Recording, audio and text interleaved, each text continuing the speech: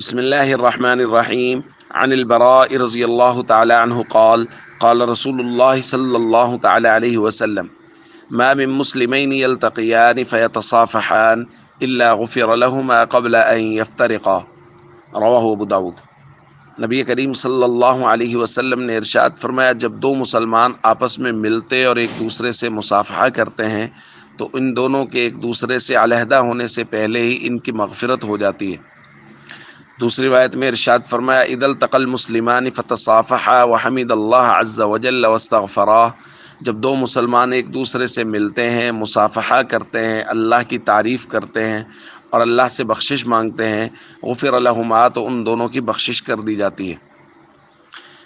دوستو، آداب میں سے ایک ادب یہ ہے کہ جب دو مسلمان ایک دوسرے سے ملیں تو ایک دوسرے سے مصافحہ کریں، یعنی پہلے سلام کریں پھر مصافحہ کریں، کیونکہ سلام کی بات ہم پہلے کر چکے ہیں۔ دوستو، دین اسلام محبت، پیار اور ہم آہنگی کا مذہب ہے، اس لیے دین میں بہت تلقین کی گئی ہے کہ ایسے کام کریں جس سے دلوں کا بغض ختم ہو اور محبت بڑھے۔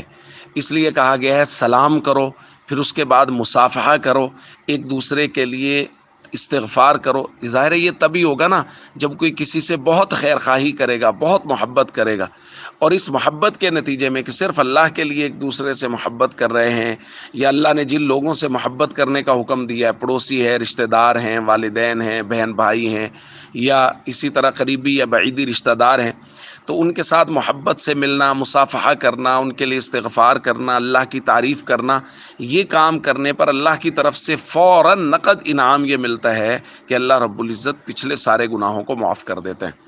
اس لیے دلوں کو ہمیشہ صاف رکھنا چاہیے، محبت اور پیار کے جذبات سب کے لیے رکھنے چاہیے، اور جب بھی ایک دوسرے سے ملاقات ہو تو مصافحہ کرنا چاہیے، اللہ کی حمد اور استغفار کرنا چاہیے۔